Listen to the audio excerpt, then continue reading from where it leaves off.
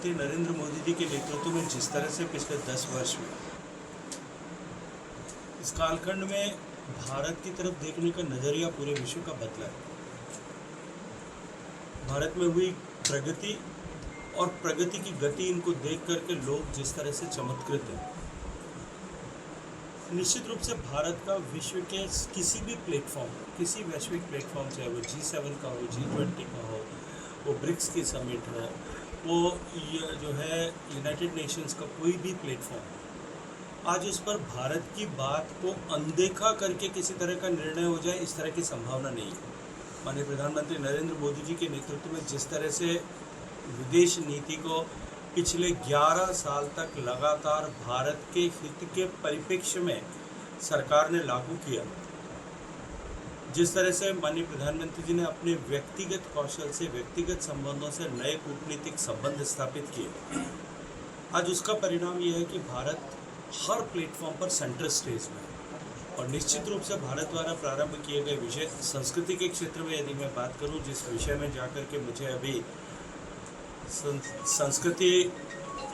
मंत्रियों के सम्मेलन में बात करने का अवसर मिला था, जो विषय हमने प्रारंभ किए थे अपनी G20 अध्यक्षता के समय या उससे पहले भी, और जिन विषयों का सूत्रपात माननीय प्रधानमंत्री जी ने विभिन्न अवसरों पर वैश्विक मंच पर किया था, उन सारे विषयों को आगे ले जाने का काम इस ब्रिक्स समिट में भी हुआ है। और निश्चित ही भारत की संस्कृति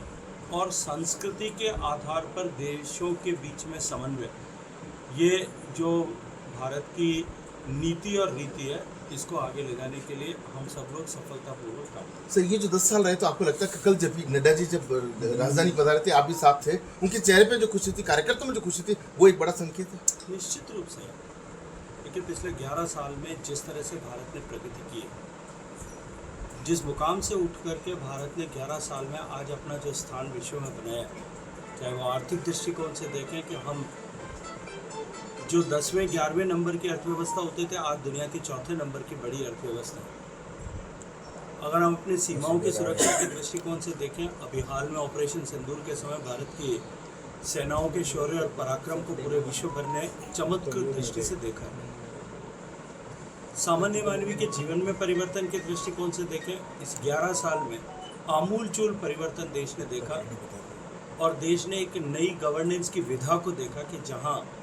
नो वन लेफ्ट बिहाइंड, कोई भी पीछे न छूट जाए, इस लक्ष्य के साथ में सरकार काम कर रही है। चाहे वो गरीब का घर बनाना हो, चाहे गरीब के घर में शौचालय बनाना हो, चाहे गरीब के घर तक पानी पहुंचाना हो, बिजली पहुंचाना हो, गैस का चूल्हा पहुंचाना हो, गांव तक सड़क पहुंचानी हो, कोई भी पीछे शेष न रह जाए, इस लक्ष्य के साथ में सरकार काम कर रही है।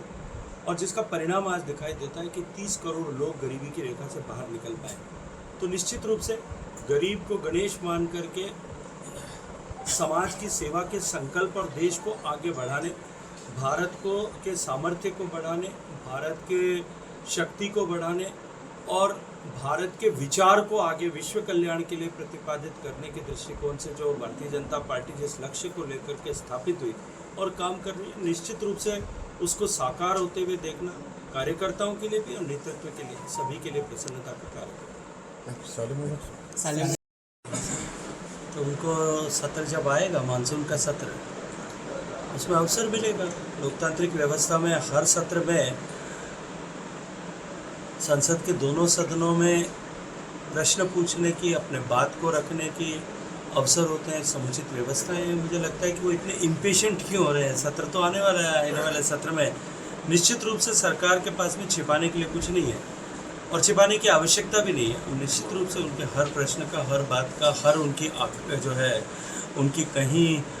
जो मन में संशय है, उसका समाधान करने का प्रयास करें। सर, बार-बार विशेष सत्र की मांग करना कहाँ तक आपको समझता है? क्योंकि मुझे लगता है कि जब विपक्ष के पास में कहने के लिए ठोस कुछ नहीं होता, तब वो केवल इस तरह के